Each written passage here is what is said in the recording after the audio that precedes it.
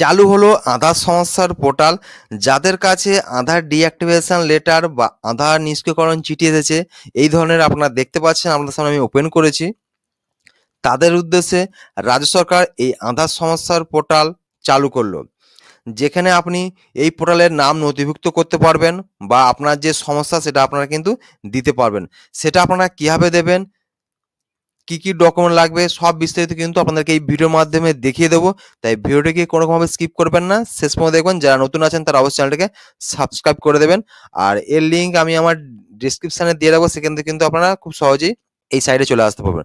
প্রথমেই দেখতে পাচ্ছেন রাজ্যের আধার সমস্যার portal, government of West Bengal, যেখানে আপনি এখানে আপনার নাম, আপনার ডিস্ট্রিক্ট, এখানে আপনার ব্লক, এইভাবে কিন্তু আপনারা দিয়ে দেবেন।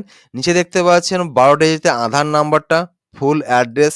আপনাদের একটু জানিয়ে দিই, আপনার আধার কার্ডে যা তথ্য আছে বা যেরকম আছে, যা স্পেলিং আছে, সব ডিটেলস কিন্তু সেইভাবেই সেমভাবে পূরণ করবেন। তারপর দেখতে পাচ্ছেন ভোটার আইডি কার্ড যদি অ্যাভেলেবেল থাকে, অ্যাসেম্বলি মানে বিধানসভা কেন্দ্রের নম্বর আপনাকে এখানে দিয়ে দিতে হবে, বুথ নম্বর, পার্ট নম্বর আপনাকে এখানে দিতে হবে।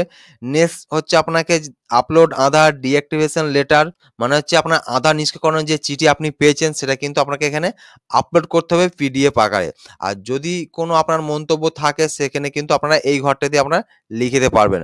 তারপর নিচে দেখতে পাচ্ছেন ইওর ভ্যালিড মোবাইল নাম্বার, আপনার একটা চালু মোবাইল নাম্বার দিতে হবে এখানে, যেখানে দেওয়ার পর এখানে আপনি গেট ওটিপি করবেন। গেট ওটিপি করার পর আপনার একটা ওটিপি যাবে আপনার ফোন নাম্বারটা ভেরিফিকেশনের জন্য।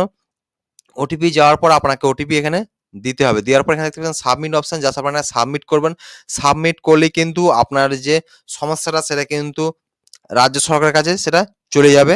আশা করি আপনারা বুঝতে পারলেন যে কিভাবে আপনারা আধার সমস্যার সমাধান করবেন। আর আপনাদের কাছে রিকোয়েস্ট থাকলো, আপনারা ভিডিওটিকে বেশি বেশি করে শেয়ার করে দেবেন, যাতে এই সমস্যার সম্মুখীন যারা যারা হয়েছেন তারা সবাই সমাধান করে নিতে পারে।